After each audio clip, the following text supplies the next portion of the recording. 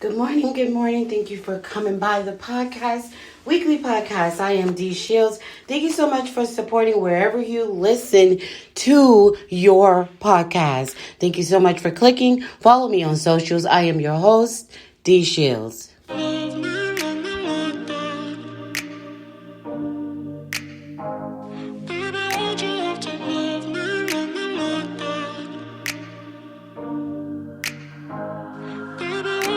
Stuck in the past watching videos of us. I have been trying to get rid of your stuff, but voices in my head are telling me to stop. It's all I have left, all I have of you. Thought I was more than a body to hold, baby. I wanted you, wanted us to be something more. I was so sure, but let my guard down for you. Baby, why'd you have to love me like that? I gave you my heart and you tore it apart. Don't know why you had to hurt me like that. Cause now I'm messed up, drinking non-stop, just trying to forget you and everything we said. But I can't seem to get these thoughts out of my head. Baby, why'd you have to love me like that? Love me like that. Oh, staying inside in my bed all day long. Alrighty, lovers, thank you so much for coming back by. I appreciate you. Thank you for tuning in. If you're listening right now, clicking on the link via Twitter or clicking on the link on Facebook, I also appreciate you. I am your host, Dee Shields. Share. Tell your friend to tell another friend to tune into the podcast, okay? So, often, since 10 years plus of podcasts, I can't say 10 years anymore, can I? Because we're at the 12-year mark in a couple of months. So 12 years of podcasting. I have to give myself these flowers because, my support, my support levels are, amazing. And I love them and they've been around for years. But we do need to increase. And this is the year of increase. So a lot of people that are coming on that may be new may not know the story. So let's talk. Let me try to get my microphone just a little higher. All right, so there we go. So listen to me, and let's have a discussion. Did I open the chat for y'all? Chat is live. Okay. It's important to click on this link, and if you see it, and if you click on the link, that way I can stay within the studio and talk back to you. Okay. So it's important for you guys to click on that chat link if you're in a place on socials and you saw it. All right, so for people that know me, should I shorten it up and just get right to it? I'm wondering how to go about doing this. Sometimes I speak from the perspective as if everyone knows my story, and a lot of people do not. And so sometimes some of the older listeners have to retrack a little bit. Some of the old listeners sometimes need to come back and take a refresh course on Dee Shields, right? So maybe it is okay to try to give as much of the beginning background as I can, right? So for those of you who know, my mother passed away in November, so may she forever rest in peace. And there are many, many stories always being shared for people who personally know me, of mother and her sister. She had one sibling only. My auntie passed away in 2015, her sibling, and their mother, my grandmother, passed away in 2003. And these little Southern Belles from Waco, Texas, have been the influential, matriarchs of our family, and now they have all passed away. And it's important to just always share, and give credit to where everything came from, right? So my mother's from Waco, Texas. My father's born in El Paso, Texas, and raised in Palestine, Texas. And my family, diverse in differences as it may be through their marriage, my family, is a two-sided coin, and it's so important that people understand that. Now, my mother, educated as she was, along with my auntie and my grandmother was Southern Belle. She raised Southern Belles. My grandmother was the help, and she did that to the end of her life in 2003. She worked for a white family. When people say, what do you mean by that? Oh, she worked for a white family. And for her, raising her daughters, it was imperative for them to be well-rounded. And so, children that are raised well-rounded will have children that are raised well-rounded, and the legacy will continue. So maybe we should start with my grandmother. Maybe we should start with my great-grandmother. It was imperative that you are able to interact in any area of life.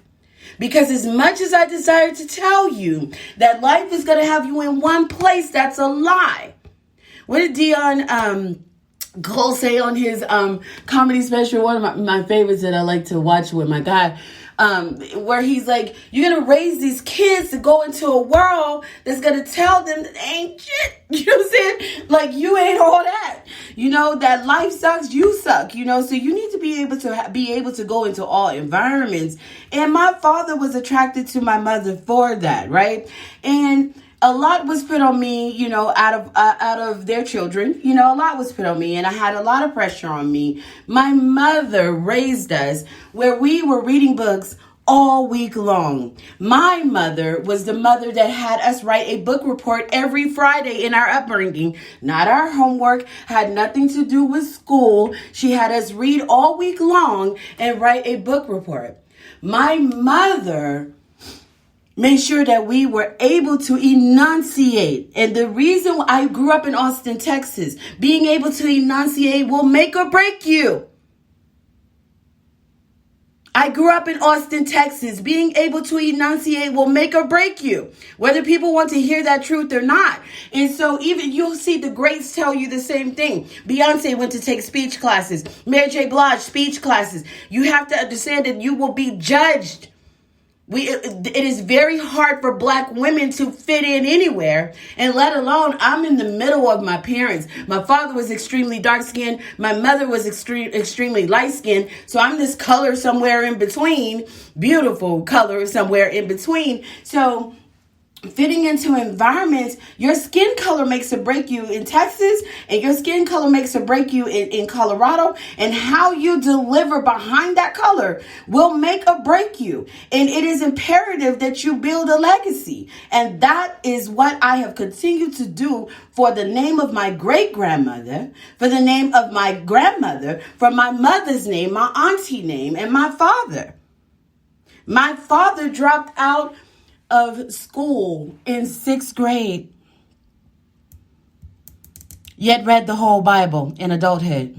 It's important that people understand that, yes, you can say to me whatever you want. I'm not sensitive, but if you say something to me, you need to be ready for my response, because some people think, well, dang, Dee, you act like people. No, you can say to me whatever you desire.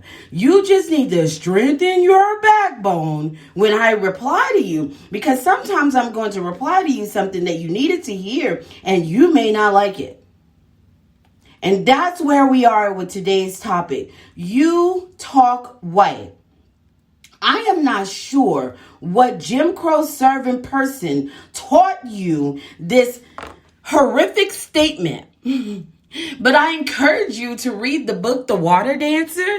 Start there. You know what I'm saying? There's so many more other books that you need to read. But sweetie, that image of who we are as a people that was put out into history books, that image of who we are as a people that was put on television, you know,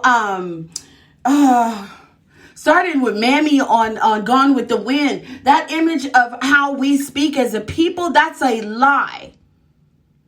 That is a lie from the pits of hell. That is not how my ancestors spoke. And you have been lied to regarding that. So let me tell you the main reason why the women in my family taught me that it's not called talk white. I do not talk white because it is Black women that taught white women how to read.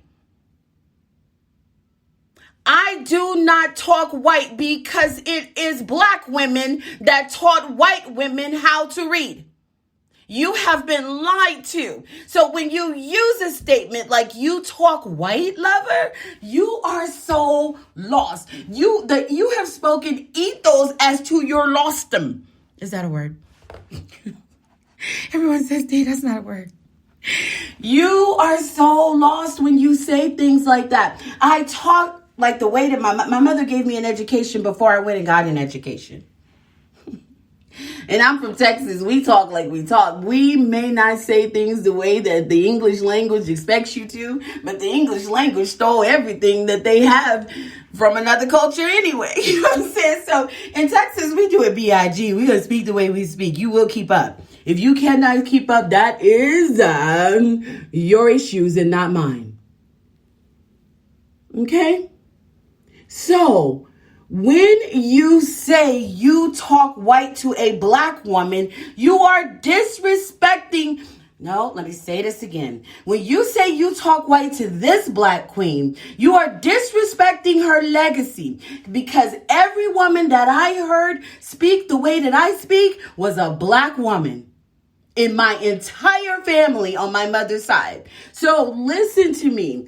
Yeah, it is possible, but that the way that I sound does not sound like where you came from. Because it has been our country's mission to make sure that great education of enunciating and being able to adapt into certain atmospheres that will get you the pay that you could use to further your legacy. There are many people that make sure that education does not reach many parts of our nation. I was blessed to be given it as a gift from my family. I was blessed to be given it when my father made the choice for us to grow up in Austin. I was blessed to be given this opportunity to continue to further it in college. It was my choice, because if that was my mother's dream, then I'm going to fulfill it. We all have different families, but I shall not ever be disrespected, but I shall not ever be talked to in a way that demeans something great about who I am, who my mother was, who my grandmother and great-grandmother was. I don't talk white because I don't know what that sounds like. If you can explain to me what talking white sounds like, then I will accept your challenge. But everything you bring to me, I guarantee that sound that you're speaking of came from a black woman. Knowing how to speak, knowing when to speak, knowing where to speak is a gift in the black culture. And if you can tap into it, you are going to make us a force that cannot be reckoned with. If you want to bash it because you like foolish and ignorant, and that's what you want to adapt to, then that's going to be you. But there's a world out there that is reachable, that you can walk in as black as you are. I walk around in a 4.6% African Americans in this state, and still am proud of the black woman that I am every day. I'm a challenge and I intimidate the individuals in this state because they say the same thing at every job interview, at every interaction, wherever I go. When I saw you, I didn't think that you were going to sound like that. I can't say that because I don't want, YouTube is always coming for me on my, so I'm on the podcast, so I can't say that. Missing wisdom. So listen, what did you think that I was going to sound like? Because you can't look at a person's skin color and identify who they are, how they're going to sound, what they're going to talk about, what they're about. You don't start at skin. You don't start at how they look. You don't start at a couple of Facebook posts. You don't start at a couple of tweets. You have to put in the work if you care to know someone's story. And it goes beyond some phrase or some sound that you hear. Half of what I want credit for, you talk like Texas. You know, Texas like to do it B.I.G. So if you're going to give me credit for anything, you don't sound like you're from Austin. Yes, I do. If you know anything about South Austin, then you know I sound exactly like that. What you're trying to say is I don't sound like the black side of Austin. Is that what you're trying to say? Go on and let your racism show. Sometimes it be our own people. Sometimes it be our own people. Colorism. You're a dark-skinned girl, okay? So I'm brown-skinned. You think that I'm going to sound like what? I dare you to do it. Don't. There are some debates that people. You don't have the. Can I say bald? Can I say coolness? Can I say any of that? I don't think I can say any of that. You don't have the to get into a debate with me on that. Stop using that phrase. You talk white. You don't walk up to white people and say you talk. I don't know. I don't know. Where European, I don't know. You don't walk up to them and say that ever. So if you're not, my black sisters and brothers, if you don't have the guts to go to a white woman and tell her what she talks like, do not come to your sister and try to make her feel. I did a podcast on negging. You guys remember negging? You remember the negging lesson? If not, I'll go back and do the negging lesson again, okay? So do not do negging, because your attempts to bring me down are going to be one of the worst waste of energy that you have ever put into the atmosphere. You could have built a whole creative process rather than taking the time trying to see if you can put me down. I know who I am. I know whose I am.